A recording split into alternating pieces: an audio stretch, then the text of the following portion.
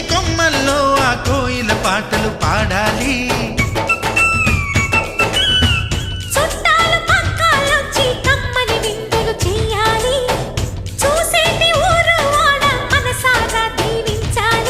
నలుగురు కలిసి చేతులు కలిపి మన కలలన్నీ పండించాలి.